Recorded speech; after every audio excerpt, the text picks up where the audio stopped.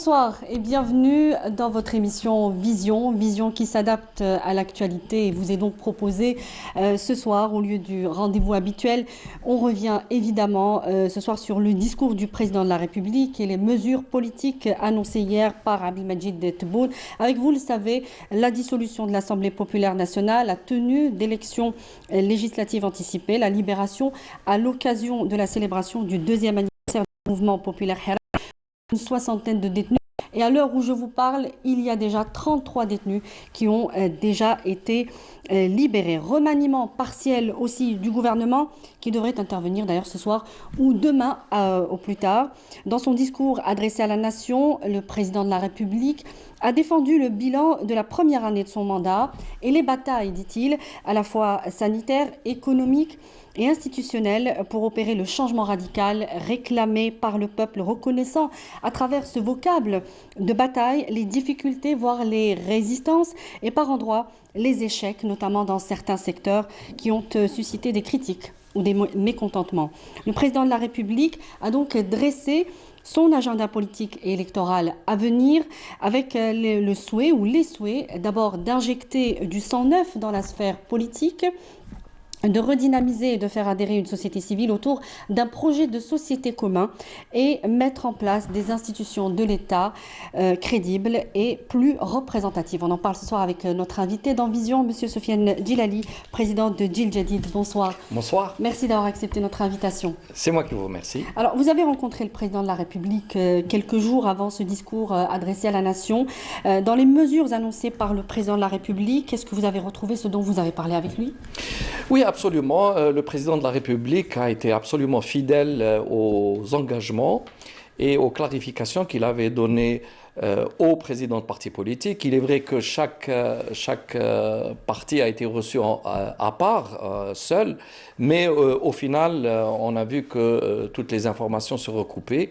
Donc oui, le président de la République a été jusqu'au bout de ses promesses et je pense que c'est un moment particulier et important parce qu'on sent qu'on est en train de basculer vraiment dans le début de quelque chose, le début d'une grande aventure politique pour le pays. Je le dis clairement, nous sommes en phase de décider quel type de gouvernance va être demain pour l'Algérie. Et c'est un rendez-vous qui est important. Nous avons un président de la République qui a pris toute la mesure de la situation, des difficultés.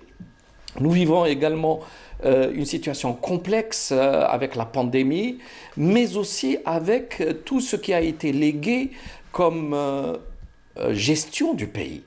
On peut parler de la gestion tant économique, sociale que dans les différents secteurs, mais essentiellement, la plus grande facture qu'on aura à payer, c'est cette rupture de confiance entre les citoyens en général et les gouvernants. Et ça, c'est dramatique. Alors, certains parlent, une expression assez bizarre d'ailleurs quand on le dit, parle d'un choc de confiance qu'il faudrait pour recapter cette confiance des Algériens. Absolument. Mais pour ma part, je suis persuadé que cette confiance ne reviendra pas en une fois.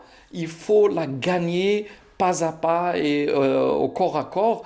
Il faut d'abord réhabiliter le politique. Pendant très longtemps, le système de gouvernance algérien a fait en sorte que le politique était secondaire, s'était mis dans une vitrine, juste pour attirer le chaland. Vous avez parlé de folklorisation de la scène politique. Oui, bien sûr, ça rentrait dans ce dessin-là, c'est-à-dire discréditer systématiquement tout ce qui pouvait apporter quelque chose de nouveau, quelque chose qui pouvait avoir une promesse d'avenir, parce que le système en place faisait en sorte de fermer toutes les possibilités de changement. Or, là, les différents actes qu'a opéré le président Tebboune, d'ailleurs depuis son arrivée, je rappelle qu'il avait été élu en décembre 2019, oui. Mais dès janvier 2020, c'est-à-dire à peine quelques semaines après son investiture, il a commencé à recevoir des personnalités et ensuite des partis politiques. J'en faisais déjà partie et il m'avait décliné sa feuille de route que j'avais énoncé auprès de la presse et j'avais explicité ce qui avait été dit à ce moment-là. Et je pense que la feuille de route est en train d'être appliquée très fidèlement.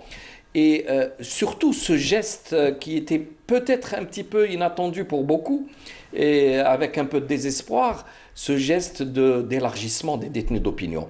Donc on peut y revenir, mais... Justement, j'aimerais vous poser la question suivante, parce qu'on savait qu'on se dirigeait un petit peu vers ces élections législatives anticipées, mais beaucoup ont critiqué le contexte politique actuel dans lequel le pays se trouve, avec des appels encore à réinvestir la rue lors de la commémoration à venir dans quelques jours du deuxième anniversaire du Hirak. Est-ce que vous pensez que ces gestes, ces mesures qu'a pris le président de la République, justement à ce moment, sont suffisamment, en tout cas, importantes et nécessaires pour paver le chemin vers des élections apaisées, C'est sereines? ça. C'est des mesures nécessaires. Il faut maintenant cicatriser les blessures. Tout le monde sait qu'à partir du 22 février 2019, les Algériens étaient sortis en masse.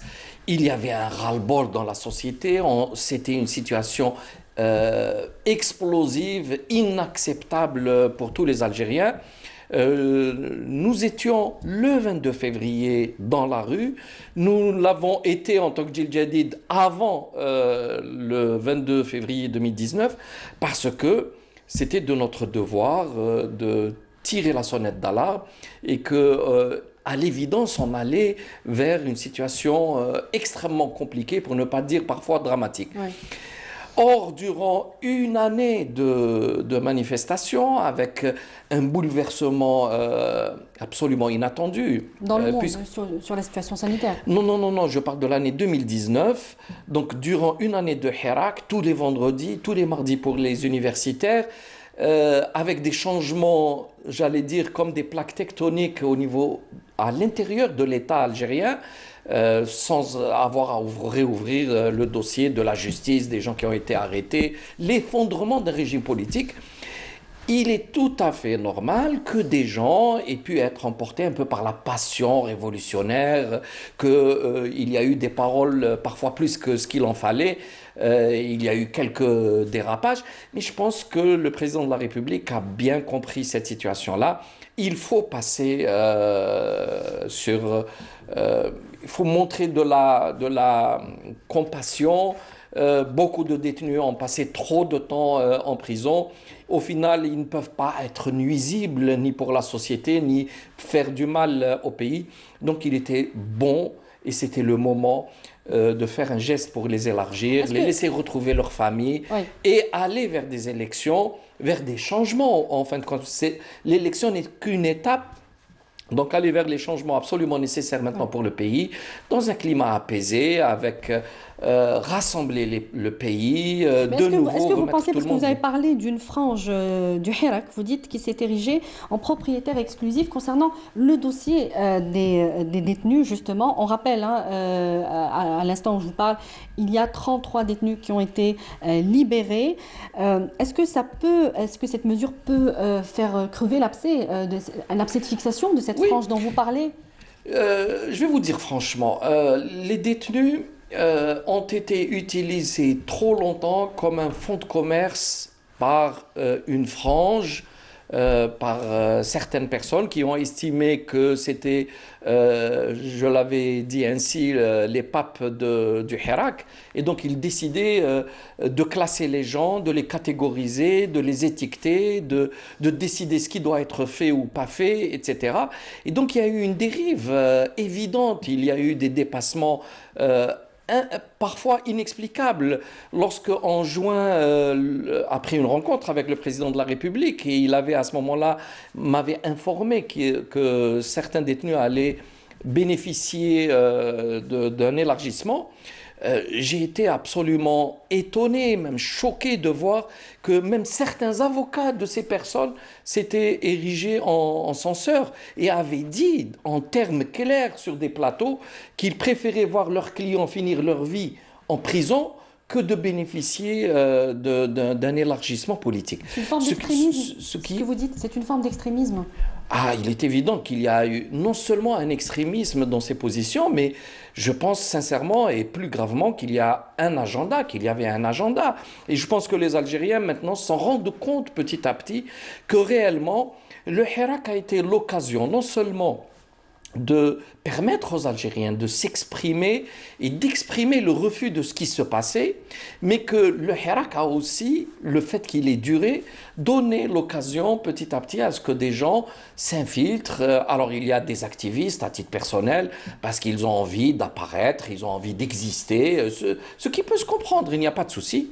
Il y a des partis politiques qui pensaient peut-être investir pour un peu récupérer de la popularité, ça peut se comprendre aussi, mais il y a eu, à n'en pas douter, des manœuvres, des manipulations. Je le dis franchement parce que j'ai été très longtemps au cœur j'allais dire d'une nébuleuse un petit peu, donc je suis informé directement des gens. Qu'est-ce que vous répondez aux critiques puisque vous êtes aujourd'hui à la tête du parti de Djil Jadid, vous êtes dans une logique de dialogue aujourd'hui. Oui, d'abord, je vous posais la question suivante. Est-ce que vous êtes toujours un parti d'opposition ou vous ne l'êtes plus? Comment on peut définir votre posture politique? Dans un schéma classique, un parti qui n'est pas au gouvernement est un parti d'opposition. C'est un parti qui ne partage rien avec le gouvernement actuel, en tout cas aucun engagement. Nous n'avions ni notre programme, ni des représentants, ni des membres au Parlement, absolument pas. Nous avons opté pour la solution du dialogue très tôt, dès le début. Et très tôt, nous avons été frontalement attaqués et critiqués. Ouais. Ça peut se comprendre. Une frange de la population était un petit peu dans le sentiment, l'envie de réaliser un idéal. Ça peut très bien se comprendre. Simplement, lorsqu'il y a une forme d'orientation et qu'on injecte par différents moyens un mot d'ordre pour essayer de briser des partis qui sont pour le dialogue, là, il y avait une intention autre. D'ailleurs, on le constate, dernièrement, il y a eu un autre parti d'opposition qui a accepté de rentrer dans la dynamique du dialogue, parce qu'il est évident qu'en dehors du dialogue, il n'y a rien du tout, sinon le nihilisme et le chaos. Mais ce que je voulais dire, excusez-moi, parce qu'il est important que je finisse cette idée, on a vu également cette levée de bouclier, parce qu'au final, lorsque ces gens attaquent aussi violemment des partis qui ont toujours été dans l'opposition, qui n'ont jamais eu à cohabiter avec le pouvoir, et ce depuis des dizaines d'années, personnellement. On parle d'opportunisme aujourd'hui. Oui, bien sûr, les gens utilisent tous les mots, ils veulent salir, mais pourquoi? Qu'est-ce qu'il y a derrière cette idée-là? En fait, ce qu'ils veulent, c'est de laisser le champ libre au retour des anciens. Puisque s'il n'y a pas d'opposition, s'il n'y a pas les nouvelles générations, si vous n'avez pas les Algériens qui ont milité jusqu'à aujourd'hui, et si vous voulez leur fermer le passage, la nature a horreur du vide. Et ben à ce moment-là, le pouvoir va faire appel aux anciens cadres politiques. Donc, au final, ceux qui s'attaquent à Djil Jadid ou à un autre parti d'opposition, ce sont des gens qui travaillent objectivement, consciemment ou inconsciemment, mais pour le retour de l'ancien régime. Alors aujourd'hui que le président de la République a clairement annoncé les mesures finalement attendues, réclamées à la fois par le peuple, certains partis politiques, dont le vôtre d'ailleurs, on a pu voir sur les réseaux sociaux depuis hier, tout de suite après le discours du président de la République, on a vu cette frange ou certains qui ont pu dire non, ce n'est pas assez, non, il faut aller plus loin. Que reste-t-il à cet argumentaire de cette frange qui est finalement toujours dans la contestation? Qu'est-ce que vous avez à dire sur cela? Dans une société quelle qu'elle soit, il y a toujours une frange populaire qui est contestatrice. Et ça peut s'expliquer, ça peut se comprendre, il n'y a pas de souci. Simplement, il faut qu'il y ait une action pédagogique, il faut qu'il y ait du travail. Je ne parle pas de ceux qui ont un agenda. Je ne parle pas de ceux qui ont un intérêt direct à tirer d'un désordre dans le pays. Et ça, ce n'est pas une vue de l'esprit. Moi, je l'ai dit en toute liberté, le pouvoir passé a trop longtemps utilisé une rhétorique qui, au final, a tué une vérité. Autrement dit, on nous a tellement parlé pendant si longtemps de la main étrangère pour tout ce qui se passait dans le pays, toute critique, toute remise en cause de graves anomalies, ou si on parlait de scandales dans le pays, on nous disait non, non, non, non, ça c'est la main étrangère. Et à force d'employer ce type de discours, on a fini par bien sûr discréditer totalement ce type d'éléments.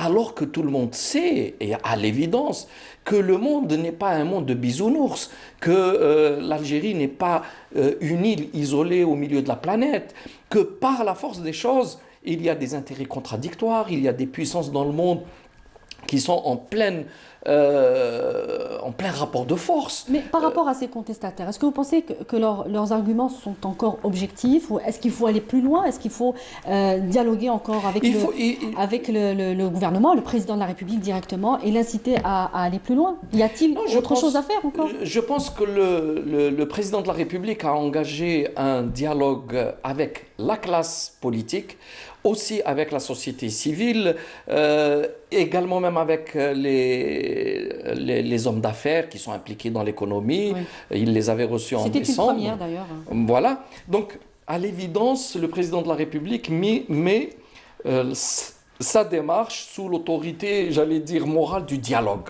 Et c'est pour ça que j'ai dit il y a une réhabilitation du politique. D'ailleurs, lors de ma dernière rencontre avec lui, en discutant autour de la loi électorale, où je défendais le point de vue qu'il n'était pas possible pour nous d'accepter que la construction des nouvelles institutions se fasse sur la base des résultats des anciennes législatives. Puisque les dernières législatives de 2017 ne peuvent pas être considérées pour donner le quitus à des listes électorales. Peut-être que ça, ce n'est pas très compréhensible, je vais me clarifier. Si, c'est très clair. Il y a, pour présenter les listes électorales, un seuil minimum. Normalement, il était prévu 4% des voix lors du scrutin précédent. Oui. Et si on devait appliquer cette mesure, ça signifie que les anciens partis qui ont fait les anciennes institutions seront directement admis à la course électorale, alors que tous les nouveaux partis, ceux qui sont nés grâce au Hirak, mais aussi un parti comme Jil Jadid, qui avions boycotté systématiquement les élections parce qu'elles étaient fraudées, eh ben on en serait exclus. Et à cette occasion, durant cet échange, le président de la République m'a dit, en fait, son intention. Il reconnaît tout à fait que 4% c'est compliqué de les introduire dans cette période-là. Par contre, il me dit clairement qu'il ne souhaite pas qu'il y ait une folklorisation de la scène politique, c'est-à-dire ouvrir les portes à tous ceux qui veulent être candidats sans aucune assise. D'où les 4%. Ce qui a été fait auparavant, parce que à force d'ouvrir n'importe comment les portes à tout le monde, on a folklorisé la scène politique. Et c'est ça qui était à éviter. Alors, puisque vous évoquez les législatives, des institutions de l'État probes et ne souffrant d'aucun doute sur leur légitimité, c'est l'objectif du chef de l'État à travers la bataille sur les plans juridiques et institutionnels qu'il a donc engagé. Dissolution de l'Assemblée populaire nationale, ça a été annoncé hier, et tenue d'élections donc législatives anticipées. Les rencontres du président de la République avec les chefs de partis politiques, notamment ceux de l'opposition, on en parle, nous donnent un tableau même encore très approximatif, mais tout de même de la future configuration électorale à venir. Comment la voyez-vous ?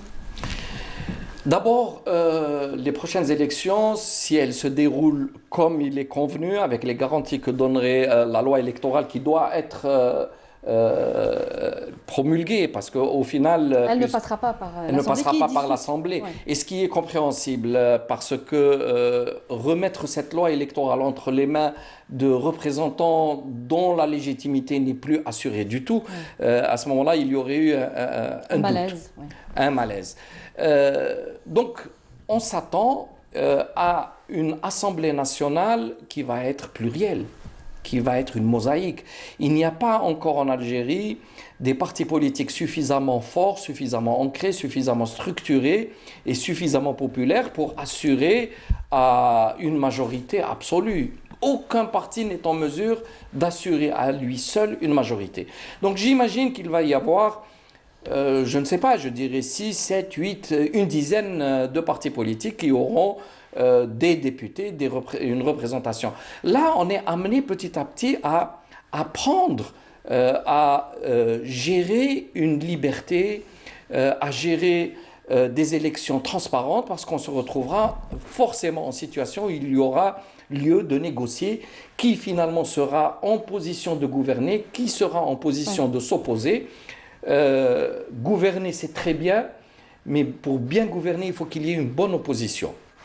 Une bonne opposition, c'est celle qui travaille sur les dossiers, qui connaît les chiffres, qui est informée et qui sait dire non lorsqu'il y a des excès ou des dérapages et qui peut dénoncer lorsqu'il le faut. Et une bonne gouvernance, c'est d'assumer avec des hommes et des femmes compétents, capables de réfléchir, d'anticiper, de prévoir l'avenir. C'est ainsi qu'on construira un état de droit. Est-ce que vous avez pris la décision d'inscrire Djil Jadid dans cette course électorale à venir, les législatives? Pour rappel, Djil Jadid n'a jamais participé à une élection législative, ce serait une première. Et est-ce que vous avez une base militante présente et convaincante? Juste, je rétablis quelques faits. En fait, Djil Jadid a été créé le début de l'année 2012, officiellement, puisque le congrès s'était tenu en mars 2012, le 3 mars exactement. Et nous avons été directement aux élections législatives de 2012. À ce moment-là, on s'était présenté sur 40 wilayas et 2 circonscriptions à l'étranger et on avait eu autour de 100 000 voix, ce qui n'est pas rien du tout. Entre 2012, à ce moment-là, alors qu'on venait de naître, et aujourd'hui, je pense sincèrement, maintenant près de 9 ans de distance, Djil Jadid a une toute autre ampleur. Nous avons des structures partout, nous avons de vrais militants, nous avons si vous suivez un peu les réseaux sociaux, une présence soutenue, très importante. Non, on est dans une toute autre configuration et si on devait aller aux élections, ce qui serait une décision du Conseil national, on irait très à l'aise et on défendra crânement notre projet de société, vous êtes prêt. Le programme. Vous êtes prêt à y aller en fait? Bien entendu, nous sommes tout à fait prêts pour y aller, à affronter cette échéance. Donc il n'y a aucun souci là-dessus.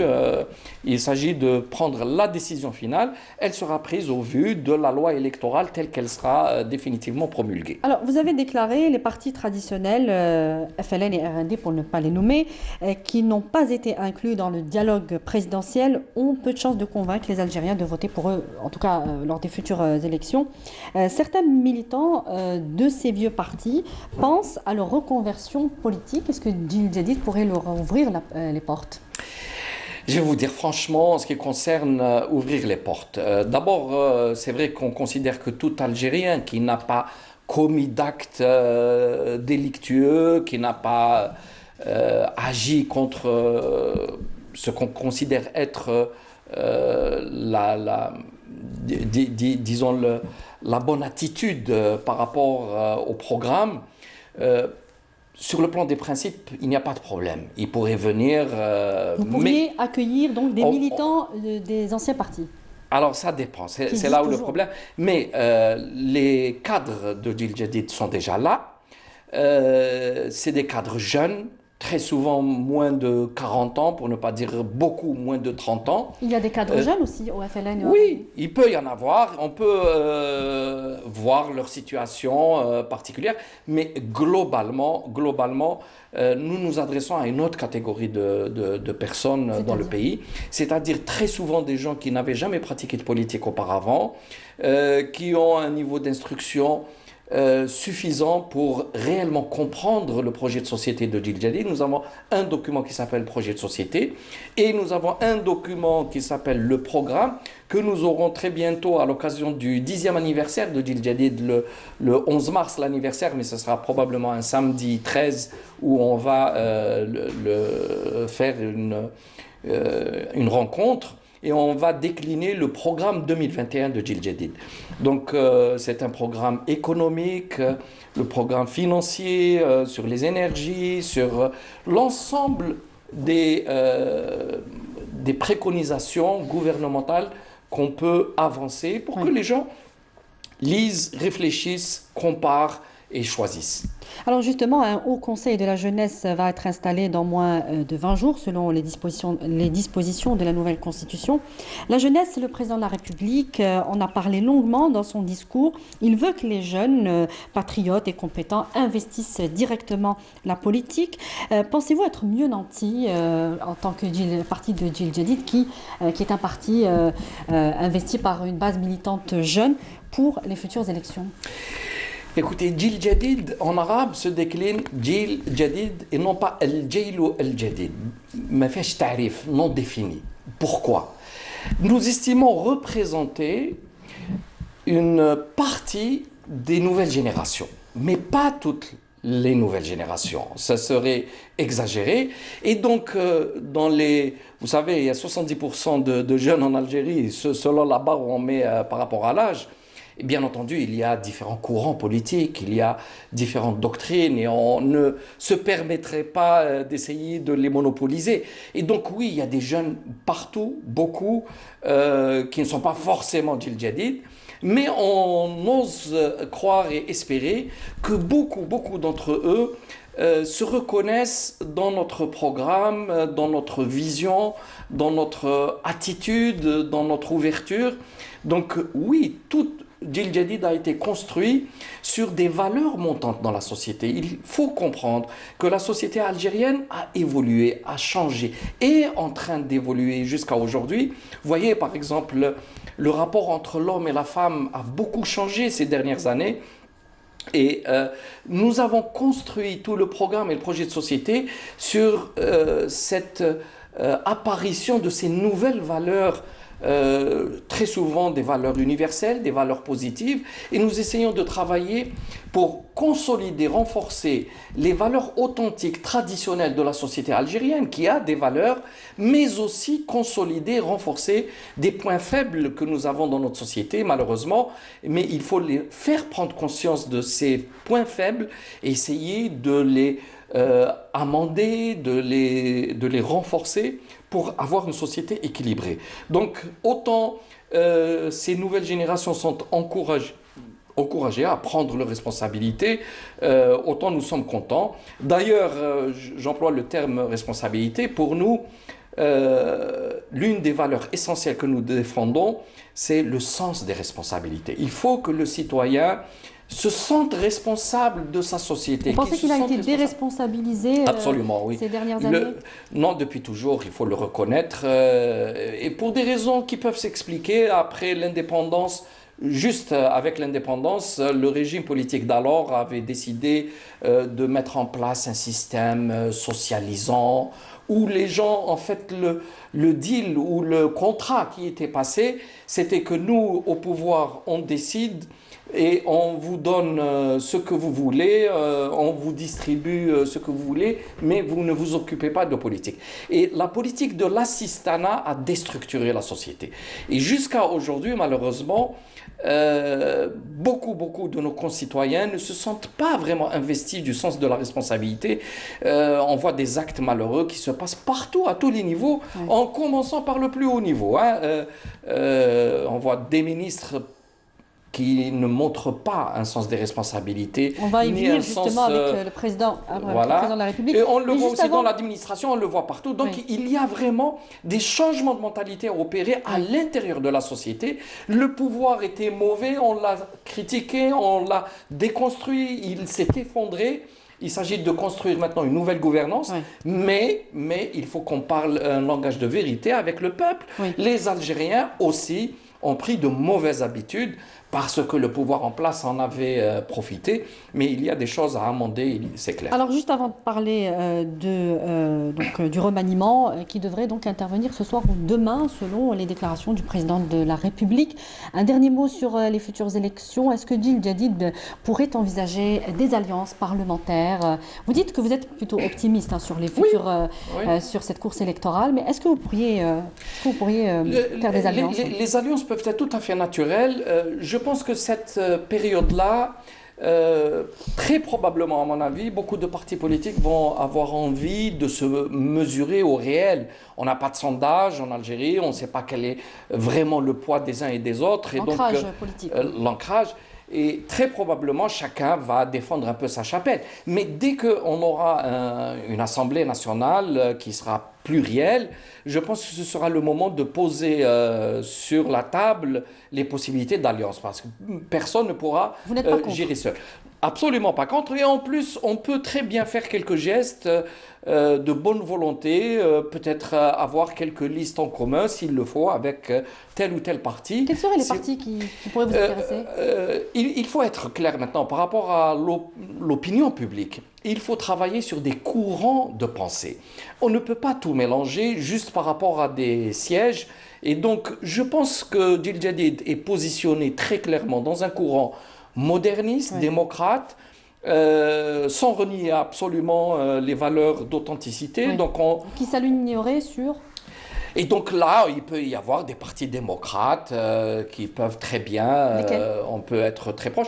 Je n'ai pas à dire leur nom, peut-être qu'eux-mêmes ne le souhaitent pas. Donc il n'y a pas eu de pourparlers, il n'y a pas eu de discussion. Mais je dis ici clairement que nous sommes prêts à faire des gestes symboliques. Je ne pense pas qu'il faille maintenant construire de vraies alliances complètes parce que les choses sont encore ne sont pas matures. Oui. Mais faire un geste symbolique, oui, il y a des partis politiques, clairement, dans la mouvance démocrate, qui peuvent travailler ensemble. Voilà, en tout cas coopérer, travailler ensemble, passer un gentleman agreement. Je pense que les partis politiques devraient apprendre à travailler dans le cadre de la loi et s'entraider lorsqu'il s'agit de surveiller les urnes, parce que de toute façon, il y aura des petites tentatives, même si elles sont locales et si elles ne sont pas téléguidées de plus haut. Et donc, renforcer un système de collaboration, de coopération entre partis politiques. Le président de la République, Abdelmadjid Tebboune, a critiqué l'action gouvernementale et va donc procéder à ce remaniement partiel du gouvernement pour pallier les insuffisances. Mais vous l'avez dit, les dossiers et questions sensibles ne seront traités que par le gouvernement issu des prochaines législatives. Oui, je pense que c'est très sage. En effet, j'avais clairement posé la question à Monsieur le Président de la République et il m'a dit il y a des dossiers très difficiles, compliqués, qui ont des conséquences importantes et que donc il vaut mieux que ce soit pris en charge directement par un gouvernement issu d'un parlement qui a toute la légitimité. Il va y avoir des dossiers difficiles, il faut trancher. Forcément, il y aura des parties de la population qui ne seront pas toujours contentes. Et c'est ainsi parce qu'il faut gérer des intérêts contradictoires et il faut les assumer et donc pour cela avoir une légitimité. Alors vous avez bien sûr les dossiers économiques, vous avez des dossiers aussi de gestion d'un certain nombre d'administrations ou d'entreprises qui posent problème. Oui. Vous avez par exemple les médias, il y a la question des télévisions par exemple privées. Qui n'ont pas un statut établi, qui n'est pas clair. Ils dépendent, ce sont finalement des entreprises étrangères. Elles sont de droit étranger et ça, ce sont des anomalies. Et donc là, il faut prendre à bras-le-corps ce dossier. Et il faut qu'on arrive maintenant à appliquer la Constitution qui, elle, donne toutes les garanties de liberté individuelle et collective, mais aussi de la liberté d'expression, la liberté de la presse, la liberté des médias. À partir du moment où les règles du jeu sont établies, où c'est clair, où on évite absolument les dérapages qui peuvent être inacceptables sur différents niveaux. Il ne s'agit pas simplement inacceptable parce que ça attaque le gouvernement ou l'État, mais parfois il y a des dérapages. Personnellement, je ne comprends pas. Je vois un certain nombre d'émissions, par exemple, qui vont à contresens des intérêts du pays. C'est fait, on a l'impression qu'il y a encore, on revient à ce manque de sens des responsabilités. Donc ça, il faut bien clarifier et travailler avec des groupes privés qui peuvent avoir tout naturellement accès à la télévision, à d'autres médias, les journaux, plus etc. d'ouverture. Plus d'ouverture, bien sûr. Il faut aller... Les Algériens maintenant... vous avez une très grande partie de la jeunesse qui a été instruite, qui a été jusqu'à l'université, qui comprend très bien les enjeux et qui ne veut pas être considérée comme des gens immatures ou qui ont besoin systématiquement d'avoir à entendre que des discours démagogiques. Et faut aller à l'ouverture, il faut laisser les gens s'exprimer. Il faut accepter aussi d'être critiqué à partir du moment où c'est des règles justement, un du jeu président de la démocratique. République qui critique l'action de son Oui. gouvernement, c'est nouveau ça aussi. On C'est avait nouveau. l'habitude d'assister à des remaniements partiels, Oui. répétitifs, récurrents, mais jamais avec une critique directe, dite Oui. publiquement. Il faut reconnaître au président de la République une forme de spontanéité qui apporte aussi un peu de sincérité, qui montre que avant d'être un président de la République, avec la solennité des titres, mais il y a aussi l'homme qui est sensible à la situation des autres et qui parle franchement, qui parle. D'ailleurs, il a fait son allocution peut-être avec quelques notes, mais sans lire. Et en arabe dialectal. Hein. En arabe dialectal, c'est très important. Ça rapproche. Les citoyens ont besoin de comprendre ce que dit un homme politique. Les Algériens n'ont pas envie d'entendre des poètes et de la prose. Ils veulent comprendre où va l'État, où va le gouvernement par rapport à leurs besoins. Les Algériens à 44 millions aujourd'hui ne souhaitent pas tous devenir ministre et président de la République. Ils n'ont pas envie de devenir je ne sais pas quoi, wali ou maire, mais la majorité a besoin de travail, d'être rassurés, d'être sécurisés dans leur vie de tous les jours. Ils ont besoin de savoir que les hôpitaux fonctionnent bien. Ils ont besoin que leurs enfants soient pris en charge à l'école, à l'université. Que je déplore ce qui se passe maintenant, par exemple, dans les résidences universitaires. C'est un scandale sans fin. Mais je sais en même temps, je ne veux pas tout reporter sur l'actuel gouvernement, lui qui a été nommé au bout de quelques mois, bien que j'ai beaucoup de critiques à porter. Mais je crois que ce n'est ni le lieu ni le moment. Nous avons accumulé trop de retard.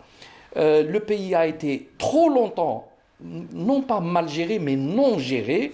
D'ailleurs, en arabe, le régime, on le dit Nedam, et j'avais pour habitude de dire en fait, nous sommes dans l'anedam. Il n'y a pas d'ordre dans le pays. C'est pour ça qu'à un moment donné, on a vu le président de la République taper du poing. Il y a eu des moments de fermeté. Oui, absolument. Ça sonne un petit peu le glas de cette pagaille. C'est nécessaire, malheureusement, parce que là aussi, ça relève de cette habitude de laxisme où on laisse tout passer, où on ferme les yeux. Alors parfois, on est extrêmement sévère. Et il y a des sanctions terribles, et parfois même on détruit les cadres, on détruit les hommes pour très peu ou pour rien, et parfois on ferme les yeux sur des scandales inacceptables. Là, il faut que ça change. Je pense que le président de la République a pris toute la mesure de la situation. Il connaît, il a l'expérience, et d'ailleurs c'est pour ça qu'on en bénéficie aussi, parce qu'il connaît la situation de l'intérieur, mais il y a une haute administration à protéger, mais en même temps à bien encadrer, parce qu'en un clin d'œil, il y a des dérapages inadmissibles. Donc ce gouvernement, oui, il a accompli des choses, d'autres choses beaucoup moins bien. Il est peut-être temps de rééquilibrer les choses en attendant d'aller vers un gouvernement politique à ce moment-là, à l'issue de l'élection législative. Un gouvernement politique est tout de même comptable, hein, puisque le président de la République... Comptable un gouvernement politique, un nouveau mode de gouvernance peut-être plus contrôlé. Oui, ça signifie d'abord qu'il y aura forcément un accord autour d'un programme. Et ensuite, ceux qui seront au gouvernement devront assumer le programme. Et s'ils échouent à gérer, eh ben, ils rendent des comptes et ils reviennent à l'opposition et ils laissent le peuple choisir ceux qui étaient à ce moment-là l'opposition. Et c'est ça l'alternance, c'est ça la démocratie. Donc il faut accepter ces règles du jeu. Une obligation de résultat est désormais exigée. Il y a une obligation de résultat moral, mais aussi maintenant, j'allais dire, de survie de l'Algérie. Nous sommes dans une situation extrêmement difficile, il faut en avoir conscience. Le legs du régime passé est extrêmement lourd, mais en même temps, la conjoncture internationale est très difficile. Et là, nous n'avons pas le choix, nous n'avons pas le droit d'échouer ou de faire de mauvais calculs.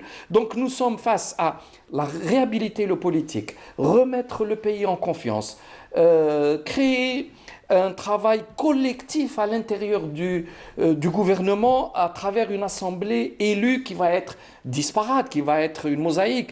Donc tout ça, ce sont des défis qu'on doit aborder l'un après l'autre pour enfin arriver au moment où il faudra ouvrir les vrais dossiers. Et les vrais dossiers sont compliqués, sont difficiles, et il faut que les Algériens comprennent et soient motivés qu'il s'agit de dépasser quelques mois, quelques petites années, une situation de crise pour enfin retrouver de la prospérité, retrouver de l'espoir, retrouver Donc il de la faudra de la dignité patience. et de la fierté. Les Algériens ont besoin d'être fiers de leur pays. Les Algériens qui vous parlent des années 70, ils vous disent, là où on allait, avec notre passeport vert, on avait les portes ouvertes, on avait les sourires en face de nous, on était fiers d'être Le Algériens. mouvement populaire Hirak a un petit peu rétabli ce Absolument, sentiment de absolument. fierté. Et d'ailleurs, les premiers mois du Hirak étaient absolument fabuleux. Ouais. Ils étaient fabuleux pour plusieurs choses. D'abord, la qualité humaine qu'il y avait, cette mixité. On parlait tout à l'heure de ces nouveaux rapports hommes-femmes qui s'instauraient dans le pays, où la femme maintenant trouve un espace de vie. On est en train de changer complètement de système, de société.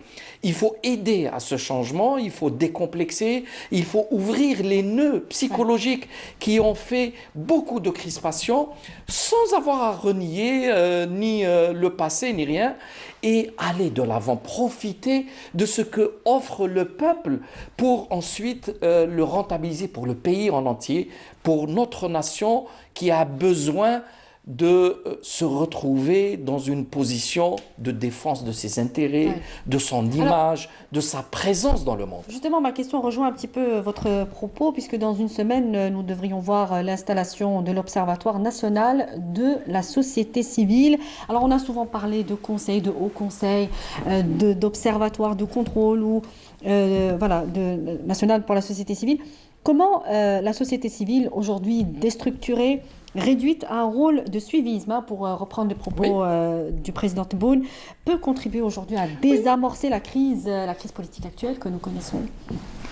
Là aussi, il faudra de la patience. Dans une société politique, c'est un peu le concept qu'on a employé, il y a autant la classe politique, donc les partis politiques, que les organisations en fait qui animent la vie dans un pays. Vous avez des syndicats, c'est important.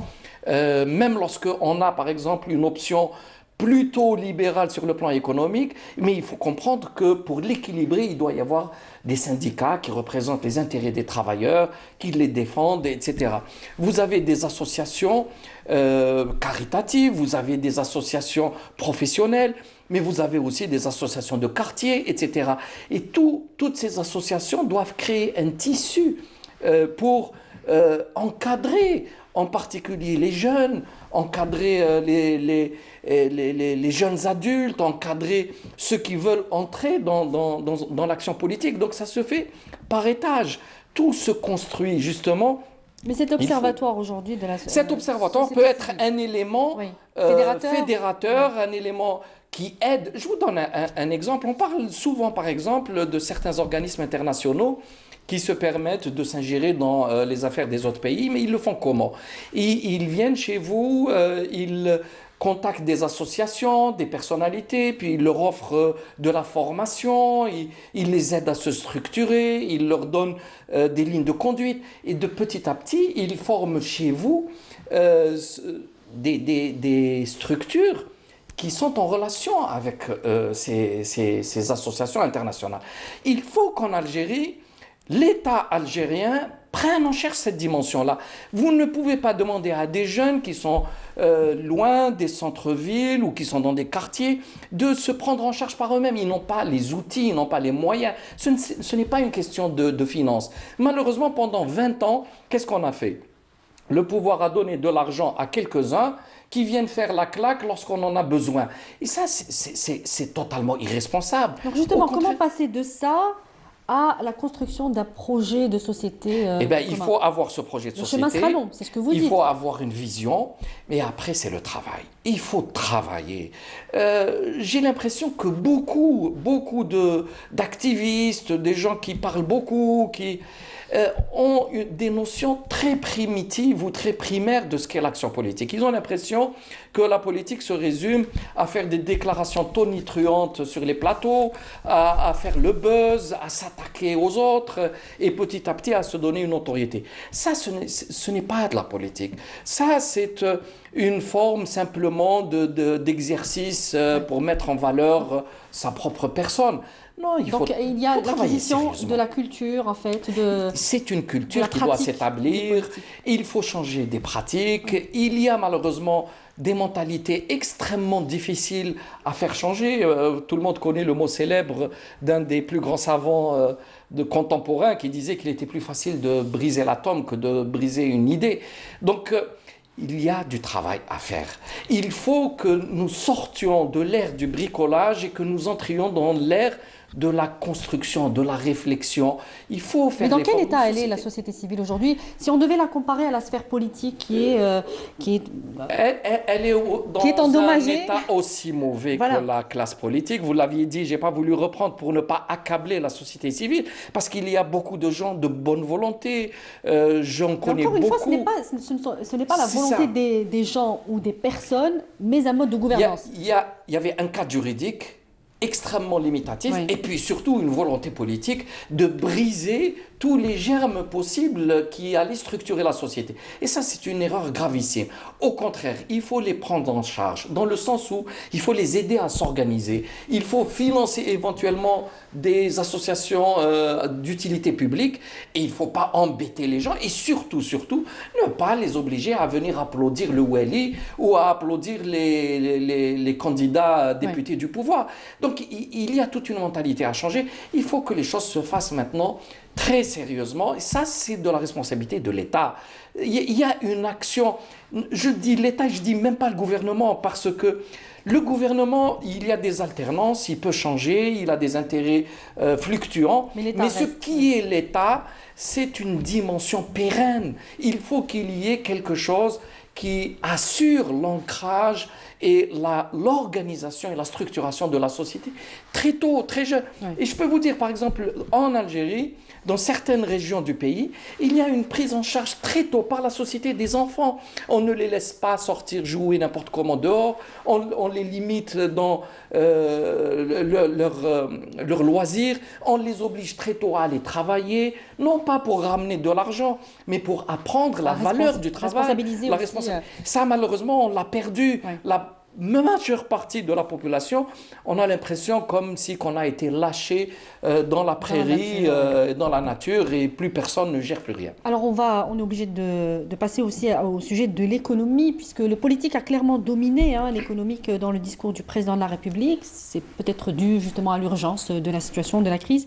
Il parle de relance économique, de sa rencontre, vous l'avez dit, avec les investisseurs, une première, et encore une fois, des jeunes dans le secteur qui seront soutenus aujourd'hui par l'État, notamment dans le cadre de création de start-up et de petites entreprises. Est-ce que votre parti pourrait fédérer dans ce sens, vous qui avez une base, encore une fois, une base militante jeune, est-ce que vous allez œuvrer dans ce sens? Absolument, c'est très important, parce que, je l'ai dit tout à l'heure, dans le projet de société, les jeunes ont grandi sur des valeurs nouvelles, ils sont informés, ils sont ouverts, ils connaissent, et donc il faut aller très vite, les encourager et leur ouvrir tout cet espace-là. Mais je vais insister encore, très probablement la conjoncture fait que le politique est devant la scène, mais les vrais problèmes, c'est les problèmes de développement.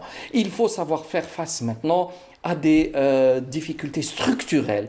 La monnaie, le marché, l'informel, la production, l'indépendance par rapport aux hydrocarbures, le climat, l'eau, tous ces problèmes-là qui sont devant nous. Et pour les gérer, pour résoudre ces problèmes, il faut avoir une légitimité, un soutien populaire. Il faut bien expliquer. Les Algériens comprennent lorsqu'on leur parle, ils comprennent lorsqu'on leur donne les données, et je suis sûr qu'ils sont capables de faire des merveilles. C'est ce qu'on attend d'eux. L'Algérie n'attend plus que cela. Alors, un mot vraiment pour terminer sur la politique étrangère et la situation dans pratiquement à toutes nos frontières, la situation politico-sécuritaire avec la Libye. Le président de la République a parlé de la Libye, du Mali, avec cette rencontre de Kidal qui fait renaître l'espoir pour une sortie de crise au Mali, mais aussi de la Palestine et du Sahara occidental. Un mot vraiment pour résumer tout cela, même si c'est compliqué. Pour ne rien vous cacher, durant mon entretien avec le président de la République, on en a très longuement on parlait des affaires étrangères, je voulais comprendre et il a été très patient avec moi. Oui, il y a des difficultés autour de nous. La Tunisie est en situation difficile et on n'aimerait surtout pas que ça dégénère. En Libye, c'est sur les rails, il faut encourager et je pense que c'est la solution algérienne qui a primé et qui a été maintenant prise en charge par l'ONU, ce qui est excellent. Idem Au Mali, c'est en train de petit à petit s'apaiser. Espérons qu'autour de nous, il y ait cette stabilisation. L'Algérie en a besoin et toute la région en a besoin. Ouais. Merci beaucoup, Monsieur Sofiane Djilali. Je rappelle que vous êtes président de Djil Jadid. Merci d'avoir répondu à nos questions. Merci à vous. Merci à vous de nous avoir suivis dans ce rendez-vous exceptionnel de Vision. Je vous donne rendez-vous très bientôt. Excellente suite des programmes. Bonsoir.